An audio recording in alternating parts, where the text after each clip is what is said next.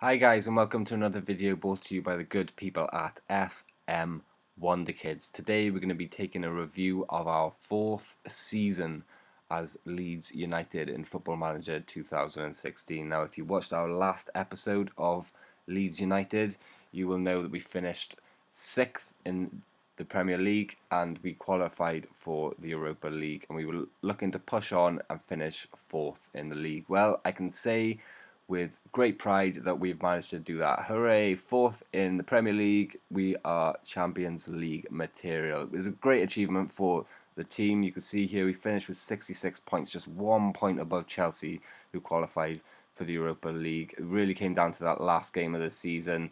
We lost our last game of the season. They lost their last game of the season, and we just nipped in there by a point. If it would have went down to goal difference, we would have been knocked down. So it was a little bit of luck involved, but there's also a lot of hard work from the boys and all the staff involved. So we'll have a little look at the breakdown here. So we won 18 games, we drawn 12, and we had lost 8. We scored 67 goals, which is not quite as good as the guys above us, but a lot better than all the guys below us. So that was our saving grace. We can score goals.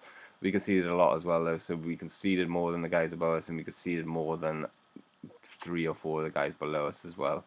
But somehow we managed to sneak in there, and it's an absolutely great achievement, like I say. So we'll go to the schedule and we'll show you how we started the season. So as always, which is a running theme of my Leeds team, we started pre-season fantastically, won every game.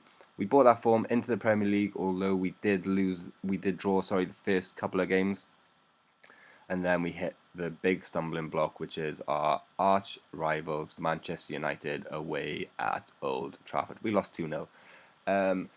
We had a lot of yellow cards. The way my team plays, it is quite aggressive. We like to get on the front foot. We like to press. We like to leave our foot in. It's the Leeds United way. Historically, Leeds have been quite an aggressive team, so I wanted to keep that going in this game.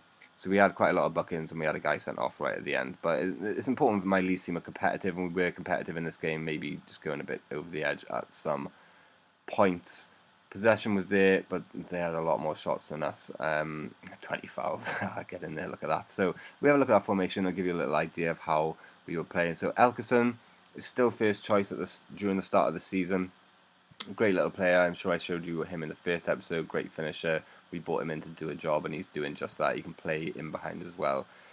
He's getting on a little bit now, but he's pretty much in his prime, so that's great. Lanzini, fantastic. He's doing ever so well since we bought him. Maybe doesn't score enough goals from the position than we would like him to score, but he does consistently perform very well, and you can see he's got great attributes there. Still hasn't been capped by Argentina, by the way, which is surprising. Shane Anelli, right winger, absolute wonderkid, probably our star player, absolutely fantastic. We nearly lost him in the summer. We had a lot of bids come in for him, but we gave him a new contract and he stayed with us. He's valued at 38.5 million. He's earning 68 grand a week now. So he chose the best team to stay with. To be fair to him, he made the right decision. We brought Kevin Morales in as cover for the right wing mainly, but also we knew he could play inside left quite well because we know he can finish. So he's got the finishing ability there, as you can see. He's also obviously very good at dribbling, and he's also still got the pace, although he is 31 years old. So we thought, yeah, he's covered for right wing, but we know he can do a job there inside left, which he could do. We could do. And if you remember from our last episode, we were looking at trying to really upgrade this position, bolster this position. So there is another guy we brought in for this position, who I will go into later on. Lewis Cook and Phil Jones, our first choice central midfield partnership, no messing. Lewis Cook, homegrown player, kind of like the Steven Gerrard of our team. He's still only 22 and he's developed really, really well, as you can see. Phil Jones, we have promoted him to captain. Because of his leadership ability, he has been promoted to captain above Michael Keane this season. He's got great determination, and as you can see, we have trained him to be natural in the centre midfield position. So that's for all you doubters out there. You can train people to be natural in a position as long as they are competent in it. To start with, it doesn't work with everybody, but it can work. The back four, obviously Balanta got sent off here in the 89th minute, but the back four stays the same. Byram, Taylor, Balanta, and Keane, Michael Keane. So Michael Keane's still doing a great job for us. still doing a fantastic job, but he has been demoted as captain only because of the leadership of Phil Jones. Balanta's obviously great. Charlie Taylor's fantastic left back, homegrown player. We'll talk more about him during the end of this episode. Sam Byram is great little right winger, again homegrown. My 2 homegrown fullbacks, not really setting the world alight, but he's solid. Begovic obviously solid in goals. So that is the team that played Manchester United. Obviously we lost the game, and that was sad. But then, to be honest, that we did have our worst period of form then following that. So a couple of draws, a couple of losses, not great news. So we probably did a little bit of tinkering. We lost a big game there against Stoke 5-3 as well. So I'm sure after that we did a little bit of tinkering and we started getting back on the front foot. We beat Man City here 3-2. Which is becoming another running theme. We've beaten Man City away from home a lot. Lewis Schwab here getting a lot more games for us this season. Like we spoke about in the last episode, we needed to try and develop him by giving him more games, and he is repaying us with performances and by obviously developing his own attributes as well. So that's great to see. Going on here into the rest of the season, we can see that form did improve after that little dip, and then towards the end of the season it really did shoot right up. So we won a lot of games. We were unbeaten in an incredible amount of games here during the end of the season, so it was absolutely fantastic to see. Lost 3 games in about 30 games, so that is fantastic. We'll have a little look here at the Chelsea game where we won 4-3 away from home. Another end-to-end game, absolutely fantastic. So again, I'll have a look at the formation. Ramiro here towards the end of the season, we were starting to give him games ahead of Elkerson, and I think looking into next season is something we will be doing. He is young and he's developing fantastically. He's got great finishing. Hopefully his acceleration will improve, but yeah, I think he's going to get the nod next season and play a lot of games. He really proved it in this game as well. He scored 2 goals at Stamford Bridge. Fantastic. Again, Schwab, who we spoke about, and Scott Sinclair. I cannot get past Scott Sinclair on the inside left position. Okay, he hasn't got a lot of attributes which are great, but he's got what you need. He's got dribbling and finishing, and he's got pace, and that's what you need in that inside left position. And he performs better than anyone else in my squad. So for a direct comparison here, Delafeu, someone we bought in this season to improve that inside left position. He's got dribbling, he's got acceleration, he's got agility, and he's just generally got a lot more class and technique than Scott Sinclair has, just maybe lacking a couple of points off the finishing. But if you look at his average rating, it was only 6.7, and he only scored 3 goals and 4 assists in 23 appearances. It's not terrible, but it's something that just Scott Sinclair, for example, he blows him away. 7.34. He scored 7 goals in 12 appearances. So, like I said, I just can't get past Scott Sinclair for that position at the moment. Again, it is something we will look at trying to develop further. If we do find the right player to get into that position who is better than Scott Sinclair, we'll bring him in. But at the moment, like, he's absolutely flying. Again, you see back 4 and centre midfield doesn't change. Although we have got competition for these places, don't get me wrong. I like to keep it stable. So 4-3, great result. Absolutely fantastic. Well done. Like I say, towards the end of the season, bang, bang, bang, unbeaten in a lot of games, and guess what? We won the Europa Cup. Woo woo! Leeds won the Europa Cup. Absolutely great achievement, boys. Went through all the knockout stages, which were 3-3 with AC Milan there, and then we won 1-0 at home. Whoa, look at that. Who scored the goal there? Let's find out. 4-3 on aggregate. Lanzini performed so well for us in Europe, so well. Beating AC Milan was just a great experience for the team. So if we have a look down here, all the way down here on the final day of the season, it was a nail biter. We lost to Tottenham, but Chelsea also lost as well. So we managed to gain that 4th spot, and we won the Europa League final. Lanzini again popping up with a goal, and Lewis Cook as well, the captain. You couldn't have wrote the script any better. Begovic was the captain, which suggests that they had a lot of shots, which yes, they did, but we had a lot of possession. But it's absolutely fantastic. The only stat that matters is that one there, 2-0 to Leeds United.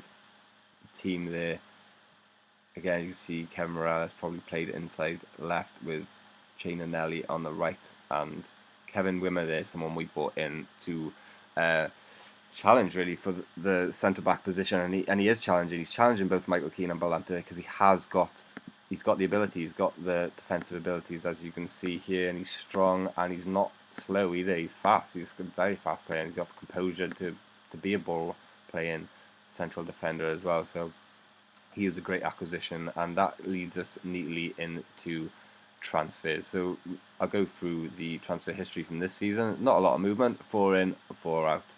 Easy peasy. 30 million spent, 7 million inlay. Fantastic. So Ravel Morrison, we spoke about him before. We had to get rid of him. He was a sore thumb in the dressing room, if that's a phrase. Is that a phrase? Sore thumb in the dressing room. He was a bad apple. That's what it was. He was a bad apple in the dressing room. Although looking at it, look at his stats. He's got very good stats. He's very good technically, but we had to get rid of him. He was constant disruption. Lewis Walters, free transfer. Owen Romeo, defensive midfielder. He was pretty decent, but I think he was kicking up a fuss because he wasn't getting a lot of games, so we got rid of him. Palace bought him for a nice fee. And Mick Howard went out on loan. We bought Delafeu in. We spoke about Delafeu. We paid 50 million for him. He's very good technically, and he can play right wing. He play inside forward, but he hasn't really set the world alight this season. So we're looking for more from him next season, and maybe we'll even move him on and just replace him. Morales done decently for us because we only paid 900,000 for him. He's getting on a bit, but he still really performs really well. Like he's still got that pace, which we spoke about earlier. Kevin Wimmer, who we saw. Really pushing the boys, the centre backs, really pushing them. It's important to have competition. So if someone has a bad game, you know you can drop them because you've got confidence in your guys coming in. Kevin Wimmer and David Santon, for example, great little player. We bought in covers for both right and left back really well. Again, competition for places. We know this guy can step in and do a really good job because he's got pedigree and he's got the stats that you want. So we spoke about Phil Jones getting promoted as captain. He's absolutely captain fantastic. He's led us to European glory. He's led us to 4th place in the Champions League, and we couldn't ask for any more from him. Really, we spoke about Lanzini. He really turned on for us in Europe. Maybe he didn't score enough goals for us overall. Only 8 goals in 40 games, considering how high up he is playing in the field. But he average rating of 7.53 if you look down there in the bottom. So absolutely fantastic. He's done really well. Next steps. So next steps, if we have a little look at our squad depth here. Charlie Taylor. I don't know if I mentioned Charlie Taylor to you yet. Charlie Taylor is our left back. He's a homegrown player. He's absolutely fantastic. One of the best English left back prospects on the game. Unfortunately, Charlie Taylor, for some reason, I've upset him, or we've upset him, or he doesn't want to stay. Charlie Taylor does not want to stay. We offer him a new contract, and his agent tells us my client isn't currently interested in entering into contract negotiations with the club. Maybe I made him an offer, maybe it wasn't big enough, or maybe he threw his toys out of the pram, who knows, but it's been like that all season. He's not going to sign a new deal. We need to replace him. That's very unfortunate because we really need to keep hold of these homegrown boys. We're going to keep hold of Sam Byram. My coach probably thinks he's better than I think he is, but yeah, first choice right back. I don't know. We might have to replace him. I don't want to. We might have to replace him if we're going to be playing Champions League football. We probably do need a better right back. Charlie Taylor, we have to replace. He's going for free. That's very unfortunate. Keenan Belantis, still great centre backs, and with Wimmer as well, pushing them for a place. I haven't got a problem with that. So we're looking at next season now. So Lewis Cook, centre midfield with Phil Jones. I'm really happy with that partnership. That's going to stay for next season. And we can really push on, I think, especially with Chain and Nelly in the attacking midfield right position. Inside left, again, is a problem issue. We will look at addressing it. I can't keep relying on Scott Sinclair, although he has had such a great season. It's something I'm going to have to look at. Lanzini's done really well, but maybe I think I need a bit more competition. Maybe I'll look at moving Lewis Schwab on, although he has performed quite well and developed quite well. I think I could get a nice fee for him and bring someone in who can really score goals from that position. Maximilian Romero will be first choice centre forward next season above Elkerson. We spoke about the two earlier, and Jamie Wood there, my regen striker, will be second/third choice coming off the bench. He is a great option, finishing and composure there. I'm really lucky to have this guy in my team. So that's it. Thanks for watching our Leeds United review of the 4th season. Next steps, like we spoke about, we're going to really try and cement our 4th position in the Champions League. We're going to try and we're going to try and win the Champions League. Hell, why don't I just put it out there? We're going to invest in the squad and we're going to try and win the Champions League. Fingers crossed we can make a good showing of it, and I hope to see you on the next episode. Ta-ta for now.